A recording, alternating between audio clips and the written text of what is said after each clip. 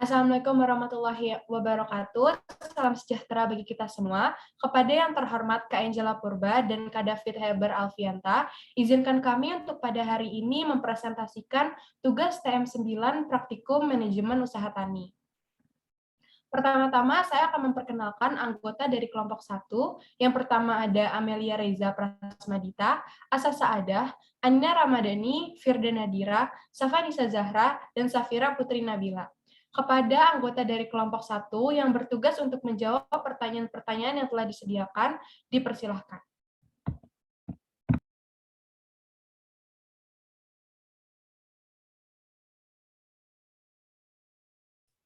Baik, untuk pertanyaan pertama, yaitu jika Volstad memutuskan untuk menambah peralatan pengolahan, outlet apa yang mungkin dapat digunakan Volstad untuk memasarkan produknya? Jawaban dari kelompok kami yaitu, ketika peralatan pengolahan ditambahkan, maka produksi akan meningkat dan membutuhkan outlet yang lebih luas. Outlet yang dapat digunakan yaitu outlet modern, tradisional, dan instansi. Outlet modern seperti minimarket dan supermarket. Outlet seperti ini lebih banyak menjual berbagai barang kebutuhan dan segi tempat lebih luas. Sedangkan outlet tradisional seperti grosir, toko kelontong, dan toko menengah lainnya ini memiliki harga yang lebih murah dibanding dengan outlet modern dan kebanyakan tempat sedikit sempit. Untuk outlet instansi seperti restoran dan hotel, ini merupakan instansi yang menjadi pelanggan. Volstad lebih baik memasarkan produknya ke 3 outlet agar hasil produksi dipasarkan dengan baik, sehingga dapat melihat keuntungan yang lebih banyak pada salah satu outlet dan dapat menambahkan produk pada outlet tersebut. Namun disarankan untuk lebih banyak memasarkan pada outlet tradisional karena kemiri lebih cocok pada pasar tersebut, walau harga yang ditawarkan sedikit lebih rendah tapi memiliki tingkat konsumen yang tinggi. Untuk pertanyaan nomor 2, sebutkan 2 kemungkinan jenis organisasi bisnis yang sesuai untuk perusahaan kemiri Volstad. Berikan 2 keuntungan dan 2 kerugian untuk setiap jenis organisasi. Jawabannya yaitu jenis organisasi yang sesuai dengan perusahaan kemiri Volstad yaitu perusahaan persekutuan atau firma dan komanditer dan perseroan terbatas atau PT. Karena perusahaan persekutuan merupakan organisasi bisnis yang memiliki 2 orang atau lebih pemilik perusahaan, di mana Volstad merupakan perusahaan milik Brian dan Briana. Sedangkan PT secara hukum merupakan suatu badan hukum yang terpisah dari individu-individu yang memilikinya. Keuntungan dari perusahaan persekutuan atau firma dan komanditer yaitu adanya kemungkinan untuk tumbuh dan berkembang dan meningkatkan kepercayaan kreditor, lalu menambah keahlian dan keterampilan. Namun kelemahannya yaitu umur yang terbatas dan lemahnya pengendalian. Sedangkan keuntungan dari PT yaitu adanya kemungkinan untuk memperjualbelikan saham yang dimilikinya dan kemungkinan untuk alih teknologi dan ilmu di mana pemegang saham dapat dengan mudah menyewa tenaga manajemen profesional untuk menjalankan perusahaan yang ada. Relatif lebih mudah untuk memperoleh pinjaman dengan nilai nominal yang besar untuk jangka waktu panjang dan tingkat bunga rendah. Namun kekurangannya yaitu adanya keterbatasan dalam jenis bidang usaha yang akan dijadikan karena bidang usaha ditentukan oleh izin yang dikeluarkan serta peraturan yang berlaku.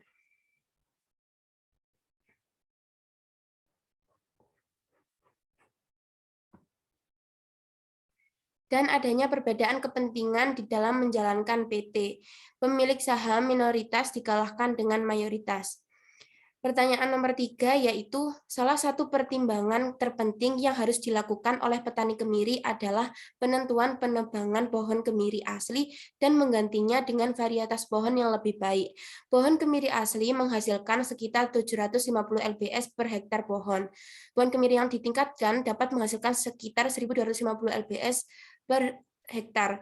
Pohon baru membutuhkan waktu 7 tahun untuk mulai memproduksi kemiri. Berapa tahun yang diperlukan untuk menutup atau memulihkan investasi dalam mengganti kebun asli dengan pohon yang lebih baik dengan asumsi harga rata-rata $3 per pon.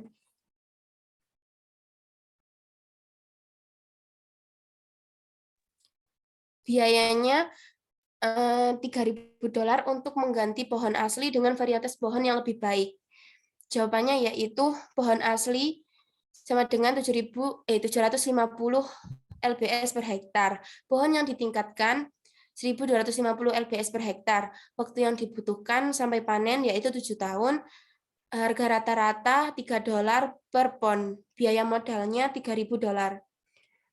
750 lb kali $3 hasilnya $2.250. $2.250 dikali 7 tahun hasilnya $15.750. Waktu yang diperlukan untuk menutupi investasi sebesar $15.750. Investasi dibagi hasil panen selama 7 tahun. Investasi dibagi pohon yang ditingkatkan dikali harga rata-rata, yaitu $15.750 per 1.250 lbs kali $3 dan $1.750 per $3.750, yaitu 4,2 tahun. Waktu yang diperlukan untuk memulihkan investasi yaitu 7 tahun ditambah 4,2 tahun, jadi 11,2 tahun. Jika termasuk penanaman, maka $15.750 ditambah $3.000 per $3.750, hasilnya 5 tahun. Jadi untuk memulihkan investasi keseluruhan dibutuhkan waktu 7 tahun ditambah 5 tahun sama dengan 12 tahun. Nomor 4, bagian dari membangun bisnis yang sukses adalah membentuk tim spesialis untuk memberikan pengetahuan dan saran ahli untuk membuat keputusan sebaik mungkin. Sebutkan 4 spesialis yang harus dimiliki Brian dan Brianna untuk tim produksi dan manajemen mereka. Spesialis yang harus dimiliki Brian dan Brianna dalam tim produksi dan manajemen mereka yaitu yang pertama, spesialis pertanian, yaitu spesialis yang berperan mengontrol segala poin penting, meliputi bibit, pemeliharaan, hasil pertanian, dan lainnya. Yang kedua, spesialis pengoperasian mesin, yaitu spesialis untuk menjalankan mesin berguna untuk mempersingkat waktu produksi dan mengurangi tenaga kerja serta biaya untuk menggaji yang dikeluarkan. Yang ketiga, spesialis manajemen dan keuangan yang berperan dalam mengatur jalannya perusahaan agar terstruktur dan tertata secara rapi. Keuangan dalam perusahaan juga harus diatur untuk mencapai keuntungan maksimal dan mengetahui arus uang yang ada di dalam perusahaan melalui pembukuan besar. Dan yang terakhir, spesialis marketing yang berperan penting dalam memasarkan hasil kepada para konsumen melalui digital maupun tradisional. Soal yang kelima yaitu menjalankan operasi peternakan dan bersamaan dengan kebun kemiri. Vlogstart telah membaca tentang beberapa operasi pengembalaan ternak di kebun mereka. Ketika petani melakukan ini, rata-rata mereka kehilangan sekitar 50 ton hasil kemiri per hektar. Selama 5 tahun terakhir, kemiri telah menghasilkan $3 per pon saat panen, dan anak sapi telah dijual seharga $1,50 per pon selama periode yang sama. Soal yang A yaitu jika Foxstat tetap melakukan penggembalaan ini, berapa total kerugian produksi kemiri dalam pon? Diketahui berdasarkan tabel Crop Enterprise Analysis, diketahui luas lahannya itu 210 hektar, harga kemiri $3 per pon, penurunan hasil panen kemiri itu 50 ton per hektar. Ditanya total kerugian produksi kemiri, total kerugian sama dengan luas lahan dikali penurunan hasil panen kemiri. Total kerugiannya berarti 210 dikali 50. Maka total kerugiannya itu 10.500 ton. Jadi total kerugian produksi kemiri dalam pon yaitu 10.500 ton. Pertanyaan yang B, berapa kerugian pendapatan dari operasi kemiri akibat penggembalaan ternak? Diketahui penurunan produksi kemiri yaitu 50 ton per hektar, harga kemiri $3 per ton. Ditanya kerugian pendapatan selama 5 tahun akibat penggembalaan ternak. Kerugian pendapatan sama dengan penurunan produksi kemiri dikali luas lahan dikali harga kemiri. Kerugian pendapatannya berarti 50 dikali 210 dikali $3. Kerugian pendapatannya itu 31.500. Jadi total kerugian pendapatan dari operasi kemiri atau produksi kemiri akibat penggembalaan ternak yaitu sebesar $31.500. Soal yang C, berapa berat total yang harus dihasilkan dari ternak dibandingkan dengan hasil kemiri untuk mengimbangi kerugian dari produksi kemiri? Berdasarkan jawaban B, total kerugiannya yaitu sebesar $31.500. Harga anak sapi yaitu $1,50 per pon. Maka untuk menutup kerugiannya, total kerugiannya dibagi dengan harga anak sapi hingga dihasilkan 21.000 pon. Jadi total berat ternak untuk mengimbangi kerugian kemiri yaitu 21.000 pon. Soal yang D yaitu jika Foxstat dapat mengembalakan 1 ekor per hektar dalam area pohon kemiri, berapa pon yang harus diperoleh setiap ekor saat digembalakan? Jawabannya itu karena kerugian kemiri setiap hektarnya itu sebesar 50 pon, maka yang diperoleh setiap ekor saat merumput yaitu 50 pon.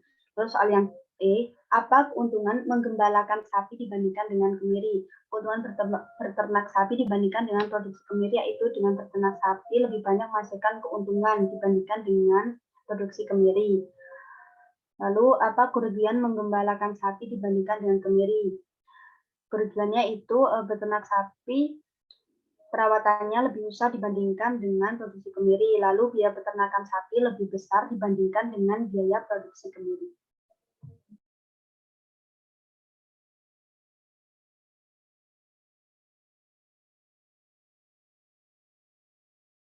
Untuk soal selanjutnya yaitu nomor 6, sebutkan 5 badan pengatur potensial yang dapat berinteraksi dengan produsen kemiri saat melakukan bisnis. Itu yang pertama, pemerintah, badan penyedia layanan input produksi, badan layanan pertanian daerah, lembaga keuangan, informal ataupun formal, koperasi, dan lembaga penyuluhan pertanian, dan lembaga pemasaran. Selanjutnya yaitu pada nomor 7, langkah dalam mengevaluasi perusahaan dalam operasi adalah menentukan pendapatan yang diproyeksikan untuk perusahaan. Gunakan informasi di atas untuk menghitung pendapatan yang diproyeksikan. Baik, jadi di nomor 7 ini dibagi atas beberapa soal. Soal yang pertama itu ditanyakan berapa proyeksi pendapatan kemiri mereka. Nah, cara menentukan proyeksi pendapatan itu dengan mengalihkan harga jual dikalikan dengan hasil produksi, di mana harga jual diketahui $3 dan hasil produksi yang dihasilkan 250.000, sehingga proyeksi pendapatannya adalah $750.000. Yang B, berapa total biaya langsung per hektar? Nah, total biaya ini dapat diketahui seperti pada gambar, di mana seperti misalnya ada pupuk, bahan kimia tanaman, sewa khusus, tenaga kerja, serta keperluan-keperluan lain. Nah, biaya kebutuhan-kebutuhan ini seperti terlihat pada gambar yang berada di atas ketika dijumlahkan menghasilkan total sebesar 1391,33. Nah, maka untuk mengetahui biaya total langsung per hektar, hasil tersebut dibagikan dengan 210, di mana 210 ini merupakan total hektar secara keseluruhan, sehingga hasil yang didapatkan untuk total biaya langsung per hektar adalah 6,625. Yang C, ditanya berapa biaya overhead per hektar. Nah, biaya overhead ini dirincikan untuk keperluan-keperluan seperti yang tersaji pada gambar yang telah diberikan. Biaya overhead yang dikeluarkan dapat diketahui sebesar 432,27. Maka biaya overhead per hektar adalah 432,27 dibagi 210. 210 ini juga sama seperti soal B tadi, didapatkan dari luas hektar secara keseluruhan, sehingga biaya overhead per hektar adalah 2,068. Yang D, ditanya berapa total biaya per hektar. Nah, total biaya per hektar ini didapatkan dengan menjumlahkan biaya langsung per hektar dengan biaya overhead per hektar. Nah, tadi telah dihitung dan dihasilkan bahwa biaya langsung per hektar sebesar 6,625 dan biaya overhead per hektar sebesar 2,068. Sehingga total biaya secara keseluruhan per hektar adalah 8,693. Yang E, ditanya berapa total biaya kebun. Nah, total biaya kebun ini dapat didapatkan dengan mengalikan biaya total per hektar dengan jumlah hektar yang ada. Nah, biaya total per hektar itu diketahui 8,693. Total luas hektar secara keseluruhan diketahui 210, maka menghasilkan nilai 1,825,6. Dan nomor 7 bagian terakhir ditanya berapa pendapatan bersih kebun tersebut. Nah, pendapatan bersih ini dapat kita ketahui dengan mengurangi laba kotor dengan total expense, di mana laba kotor ini dapat kita ketahui bernilai 3352,8 dikurang total expense sebesar 1825,6, sehingga pendapatan bersih secara keseluruhan adalah 1,526,78.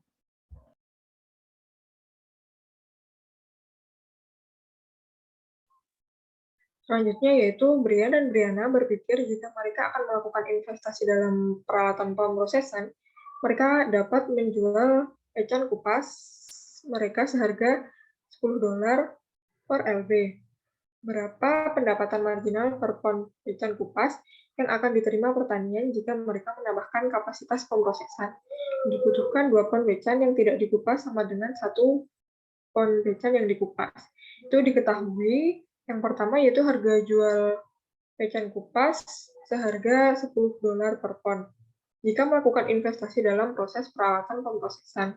Yang kedua, dibutuhkan 2 pon pecan yang tidak dikupas sama dengan 1 pecan yang dikupas. Pertanyaannya yaitu pendapatan marginal per pon pecan kupas yang akan diterima jika mereka menambahkan kapasitas pemrosesan. Yang pertama, TR1 yaitu $3.552,28 per hektar, dengan Q1 $1.309,52 per hektar. TR2 yaitu total produksi keseluruhan dibagi luas kebun dikali harga jual, yaitu $125.000 dibagi 210 dikali $10, yaitu 595,23 hektar dikali $10. Hasilnya $5.952,3 per hektar. Untuk Q2 sama dengan 595,23 per hektar, dengan MR yaitu delta TR per delta V dengan nilai 5.952,3 dikurangi 3.352,38 dibagi 1.309,52 dikurangi 595,23, yaitu 2.599,2 dibagi 714,29 dengan hasil $3,63. Jadi pendapatan marginal per pon pecan kupas yang akan diterima jika mereka menambahkan kapasitas pemrosesan adalah $3,63. Selanjutnya nomor 9 yaitu mereka berpikir bahwa biaya variabel tambahan untuk operasi tenaga kerja dan operasi mesin adalah $1,70 per pon pecan yang dikupas.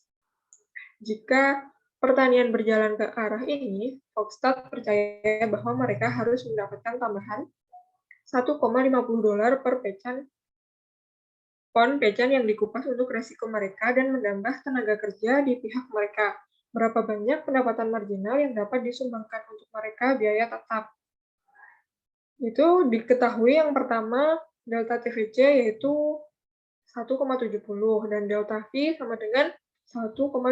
Ditanya berapa banyak pendapatan marginal yang dapat disumbangkan untuk membayar biaya tetap. Jadi kontribusi yang dibayarkan dari biaya marginal untuk biaya tetap sebesar $0,20 per LB, sehingga didapatkan pendapatan marginal sebesar $250.000 dikali $0,20 sama dengan $50.000.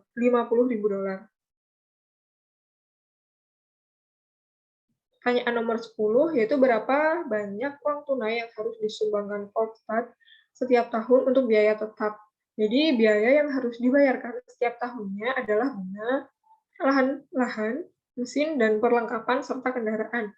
Jadi total biaya yang harus dibayarkan sesuai dengan pengeluaran overhead sebesar 434,27 pada lahan yang terdapat irigasi dan 7,02 pada lahan kering.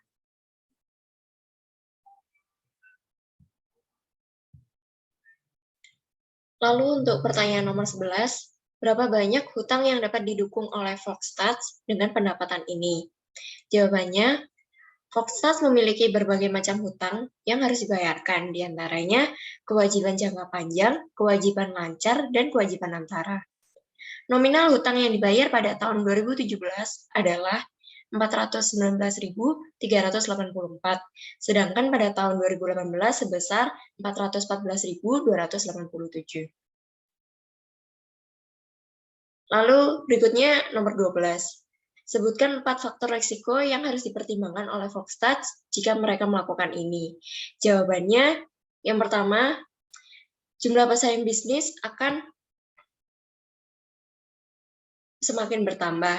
Lalu risiko kedua yaitu terjadi kegagalan panen, lalu mengalami kekurangan modal, dan risiko terakhir adalah harga jual dari hasil panen akan naik turun atau akan berfluktuasi. Selanjutnya nomor 13.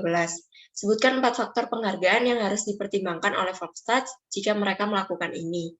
Jawabannya, yang pertama, petani mampu menyelesaikan seluruh pekerjaannya. Yang kedua, petani mampu untuk meningkatkan hasil panen. Yang ketiga, petani mencapai target yang sudah ditentukan di awal. Lalu yang terakhir, petani bekerja dengan sungguh-sungguh dan disiplin. Selanjutnya nomor 14, aspek penting dari manajemen adalah memastikan bahwa semua karyawan dan orang yang mengunjungi lokasi peternakan tetap aman. Sebutkan 5 bahaya keamanan yang harus dipertimbangkan oleh petani kemiri saat mengelola karyawan mereka. Jawabannya, yang pertama, perlunya pengecekan peralatan pertanian yang dapat melukai karyawan. Yang kedua, keberadaan hama seperti ular dan tikus yang dapat menyebabkan penyakit. Yang ketiga, sisa pestisida yang menempel saat dilakukan penyemprotan pada tanaman pertanian. Yang keempat, kondisi permukaan tanah yang tidak rata.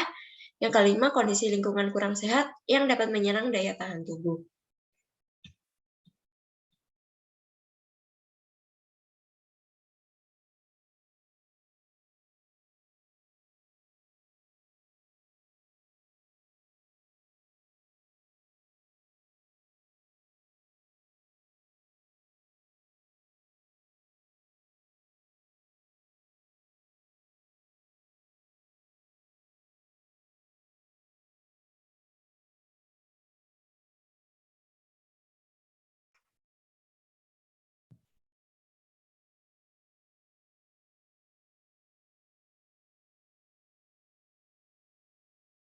Berikutnya nomor 15, sebutkan 6 kemungkinan bahaya produksi alami terhadap operasi kemiri.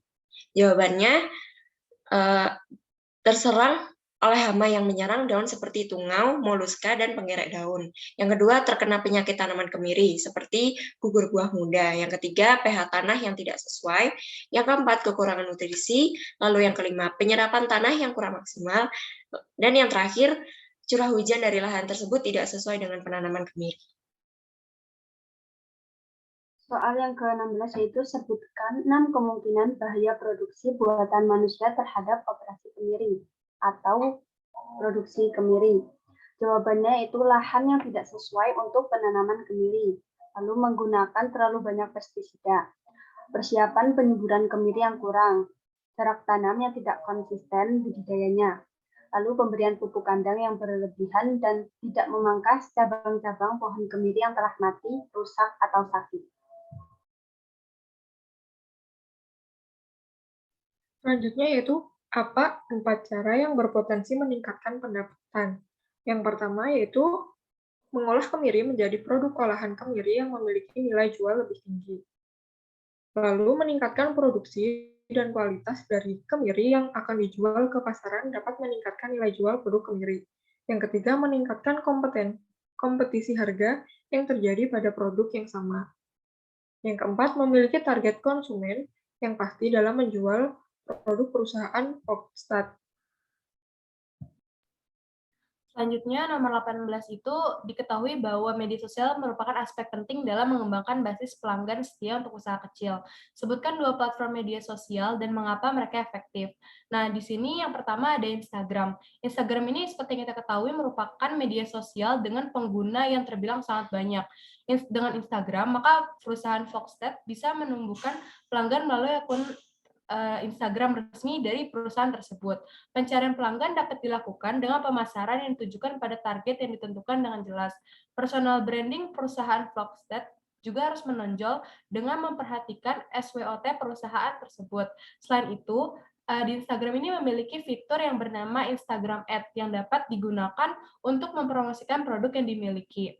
Nah, keuntungan dari fitur ini dapat memberikan insight yang besar, namun fitur ini merupakan fitur yang berbayar oleh Instagram. Dia juga tidak menargetkan secara khusus. Iklan ini dipublikasikan secara umum. Yang kedua, itu bisa menggunakan Facebook. Facebook juga merupakan media sosial dengan pengguna terbesar dan sudah ada sejak lama. Dengan Facebook, perusahaan yang kita miliki ini dapat membuat page sendiri. Dengan membuka page, maka dapat memperkenalkan Volkstat sebagai perusahaan yang bergerak di bidang pertanian, produk apa saja yang dimiliki oleh Volkstat, dan tujuan diberdirikan perusahaan ini.